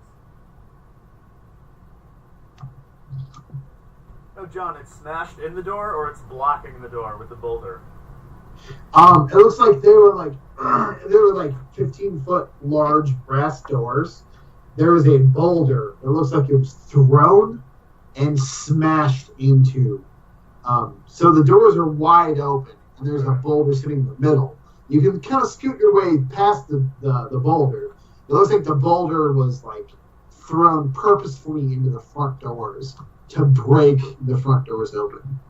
So this seems like as good a reason as any to leave the place alone. Oh, you obviously haven't been with us that long then, my friend. A boulder is not going to stop us. There might be gold. There might be gold behind that fucking boulder. I'm gonna cast augury. All right. What does that do? Okay. Don't spin. So, okay. Cast a spell and receive an omen from an otherworldly entity about the results of a specific course of action that you plan to take within the next 30 minutes. The DM chooses the following possible omens. Wheel for good results, woe for bad results, wheel and woe for both good and bad results, nothing for results that aren't especially good or bad. What was the not good or bad result? Nothing. Okay. So wheeled is thumbs up, woe is thumbs down. And then I'll say both wheeled and woe is going to be thumbs up and thumbs down. So you get 3 questions, right? Not even. No, I just the course of action is going into Brightwatch. That's either good and bad, or nothing. You want a quarter? You feel Helm put up a thumbs up and a thumbs down.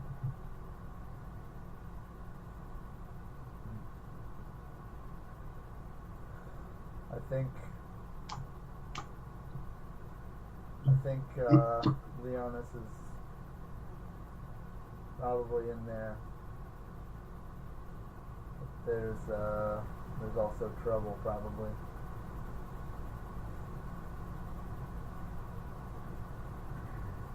That's alright. Alan will take care. Well, let's get nasty with it then. Ballstar goes in. Sneakily. Okay, roll stealth. Uh-oh. I'll follow. It's an 11. Okay. Ballstar, or not Ballstar, Ballstar and on-off.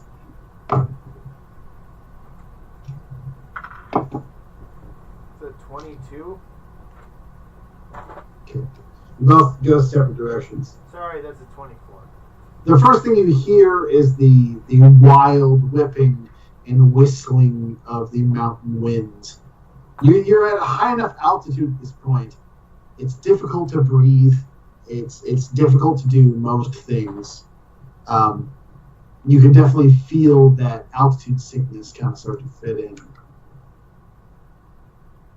Ballstar goes to the left as he kind of goes out. You see a large chamber full of scaffolding and cranes and crates of tools, restoring the ceiling and the frescoes that are on the ceiling, having some sort of significance.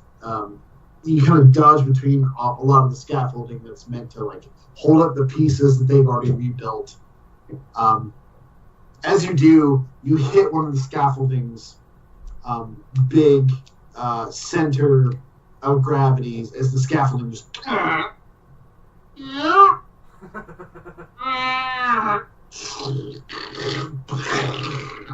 a large cloud of dust as the scaffolding just collapses upon itself as you hit just the wrong part of the scaffolding. The rest of the temple seems to stay its way, somehow reinforced by some kind of magic. You're not sure. You can see some of the fresco covered in dust, the brilliant painting that was supposedly painted very, very long ago.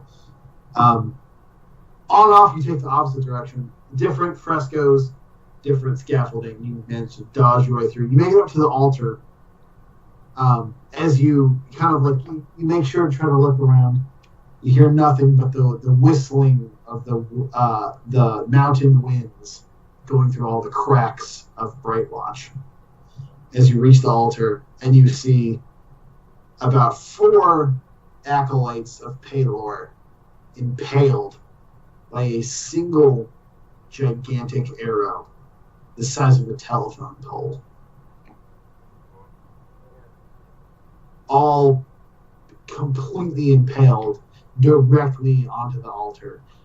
Impaled by one arrow, again, about 30 feet long, about 4 or 5 feet wide, and a large arrowhead made of a boulder you can possibly lift. Ever. Could I make like an intelligence check to see if I have recognized a weapon like this before? Yeah, absolutely. That is a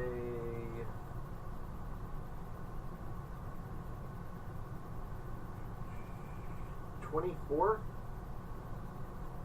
There was a time in Sharn you had to move a package of particularly illegal drugs from one place to the other. In mountains, you were waylaid by a series of creatures that were twice, 3 times, 5 times as big as you were. the biggest creatures you've ever seen. Giants. Stone giants. You talk to you manage to get through the job easily enough as you talk to the rest of the crew that survived. Stone giants like to live in mountains. They like to raid anything that's pretty. They like to take anything that they want, anything they can take. They are about 18 to 25 feet tall, about 5 times the size you are. Thankfully, you were able to get your drugs through a series of secret caverns they couldn't fit through.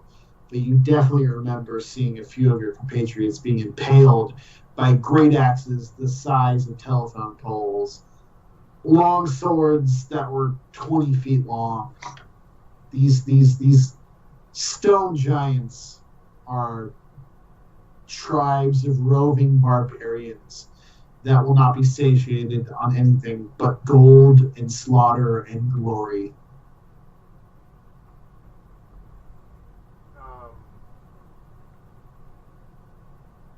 I guess I like get on the headset and All-Star, have you know what a stone giant looks like, right? Yeah. There's a whole bunch of acolytes here who have died from looks like one of their weapons.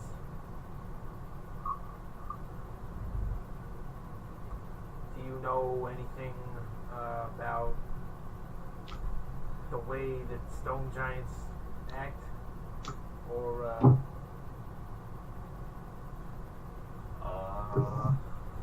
didn't I like assign giants as like the spirit animal of the dragonwood or whatever? You did. Yeah, that's the advantage on this. Okay, well, history? What would I roll? Nature with advantage. Okay, sweet. I hear that as well, right? On-off saying that? Yeah. Okay. That's a 21. I just like to take Trud up and try to fly around the area. Alright. Take a look up. 21. 21 for nature, yeah. There's a lot of different species of giants. There's hill giants, which are dumb. They are mostly concerned with eating and filling their bellies until they explode. The next step in the hierarchy are stone giants, which are pursuers of physical prowess, especially in challenge, finding something they can take from others that have shown superiority upon them, and that means the best upon them. If they can leap the farthest, they can throw an axe the farthest, swing a hammer the hardest. If they can jump the highest, that's what stone giants are all about. Jock giants? Stone giants. Above them are cloud giants and storm giants. Storm giants are the one specifically that you found deep within the bowels of the Black Lantern. The teleporting, super technological ship that was able to travel between worlds. So somewhere between stupid and eating their fill till they explode to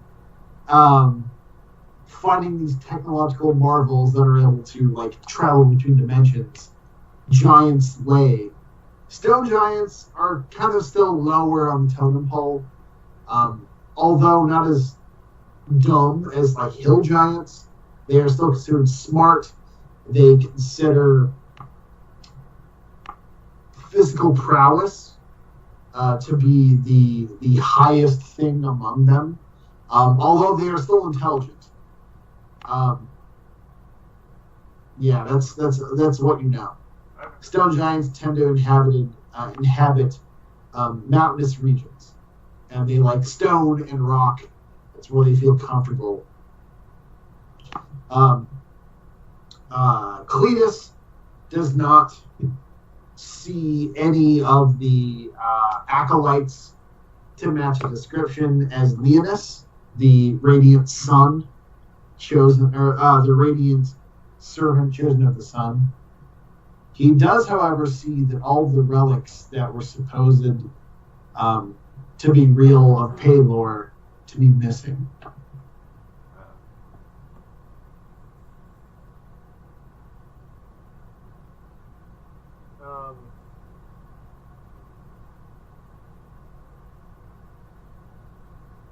Could I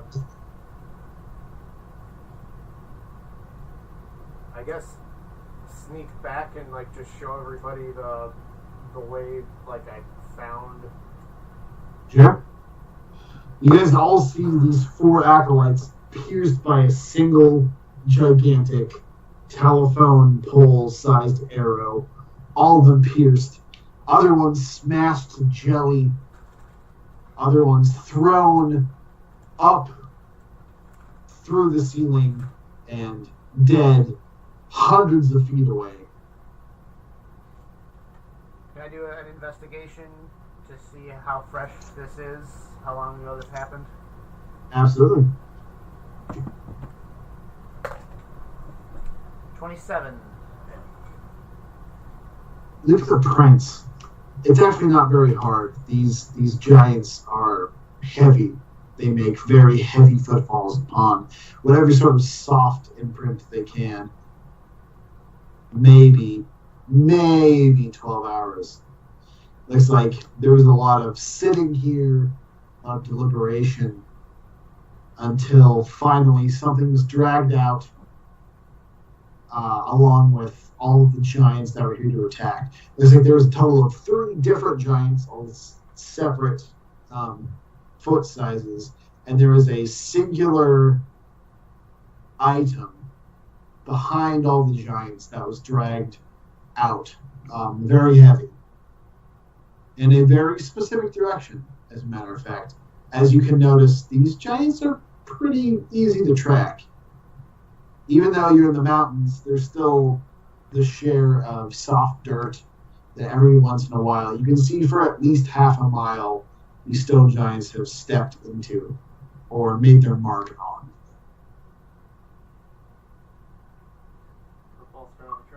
So there's a ton of giants that dragged something out of this temple. 3 giants, and then a something dragged out of the temple that is led by something that is your size. So a medium-sized creature dragging a very heavy burden behind the 3 stone giants that attacked the temple.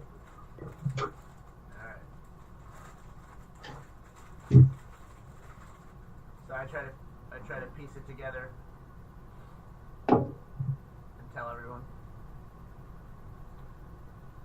Do we want to continue exploring the temple, or do we want to trace this? Because it's happened. We only just missed it. It happened very recently.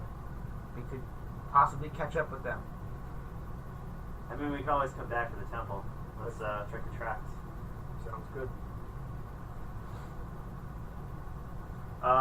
What do you think, David? Alright. Zach? Yes. Dave's talking to you. What do you think? Yeah. You think we should stay here and check it out, or go and pursue the giant tracks? Well, now I'm intrigued, so I want to see what's going on here. Okay. Alright. I'll try to follow the tracks then. Alright. Roll survival. 15? You managed to follow tracks for a good half a mile or so. Again, they're very easy. A series of very large, very heavy footprints, each distinct in different ways, different sizes, and then a medium-sized creature dragging something very heavy. You get about a mile out, where you manage to find the tracks and then kind of lose it. You find yourselves deep within the seawall mountains at this point. Hard to breathe. The frost just beginning to hit as you're well above the timber line. I need everybody to roll a perception check.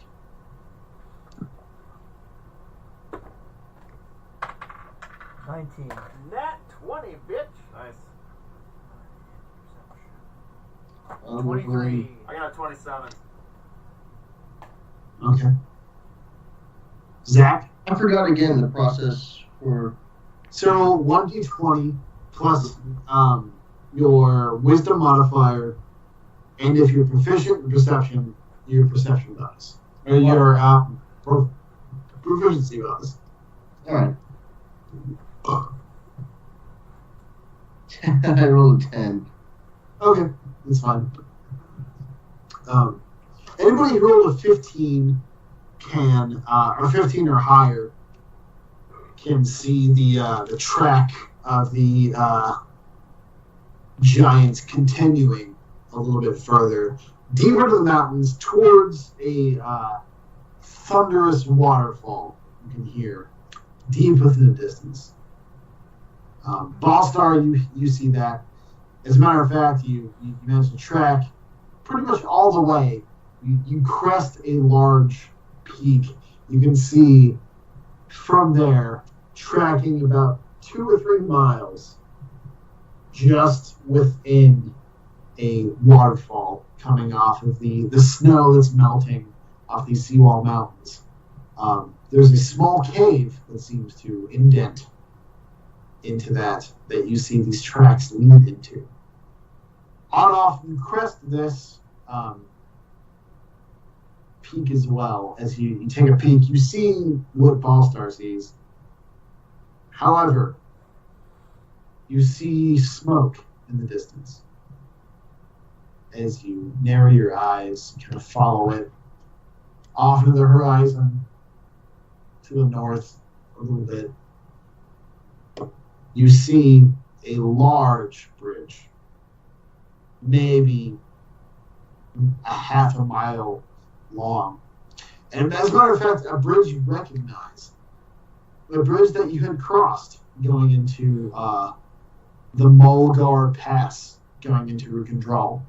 A strange dwarven-built bridge built over a large gorge about 300 feet deep into a small river. You had passed through the Mulgar Pass into the Seawall Mountains to eventually approach the Gathering Stone and reach Rukandral, where you then did the Siege Ball Championship, right? You recognize this Skull Gorge Bridge. As you kind of squint, you see this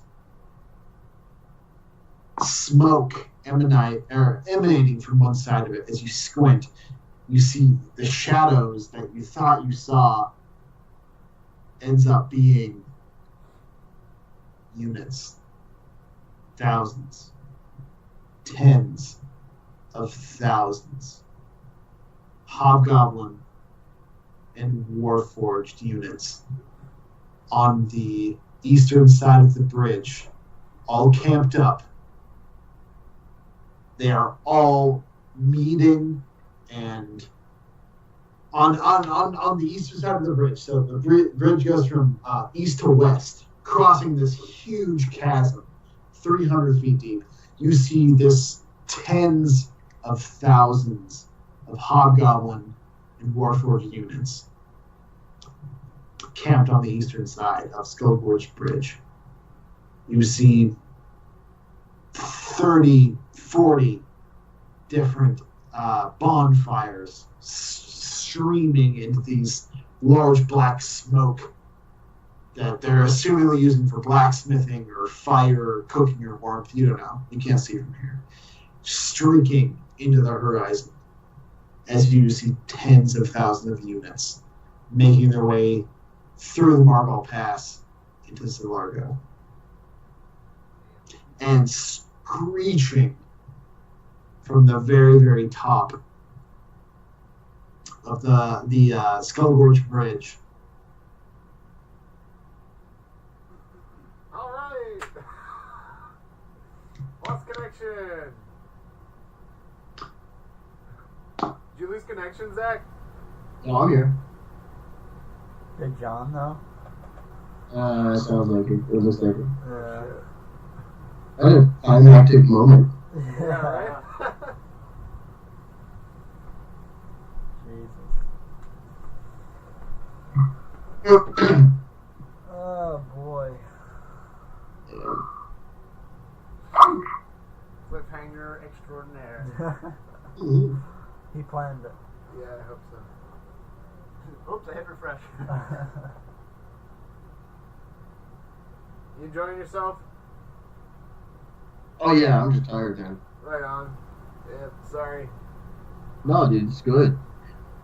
Actually, I'm gonna make myself practice after this too, so it's alright. Oh, yeah? You playing Yeah. trumpet now, or just purely trombone? Yeah, I've been playing a little trumpet with that singer-songwriter group. Mostly Cool. trombone, and then Awesome. some piano and a few recording projects, but nothing big. God damn it! I'm so pissed. I had a huge description. I had it written fucking down. I was reading it. Well, okay. Where'd you guys leave off? It was like the big climax. Yeah. Uh, Right after the hobgoblins So, in the war. tens of thousands of units. The armies, making their way from the Margot Pass into Zalargo. Screeching Right. sound up at the top. You Yes. see, and then you Okay. down. Tens of thousands of hobgoblins and Warforged units you see on the eastern side of the Skull Gorge Bridge. All their fires making a large cloud streaking to the horizon. As you kind of narrow your eyes, streaking across the bridge, a large red and black figure screeching above everything else. You can hear the echoes even from like however far away, 60 miles, 70 miles away. You can hear it echoing through the mountains. A large, ancient, red dragon guarding the bridge. Ooh, man. And that's where we'll end tonight's session. Right on. Well done, John. Sorry it took 2 attempts. But there's a huge, gigantic red dragon guarding tens of thousands of hobgoblins and warforged that are getting ready to invade eastern Zalargo across a very large bridge called Skull Gorge Bridge. So, wait, the Red Dragon is defending the bridge against the Hobgoblins and Warforged, or is with the... Oh, no. It is on the side of the warforged and the hobgoblins. Wow. Hey! That's where we'll end tonight. Yeah, well done. Alright. Awesome. Good night. Sorry I didn't get the whole thing No, out. No, not your that's problem. But, none of this was recorded, right? No, I recorded it. Oh, sweet. Yeah. Awesome. Yeah. Thank you, Zach. We'll get deeper into all this next week. Yeah. I hopefully have a cup of coffee or something with me next week. Bye, guys. All right, bye. See you, Good man. night.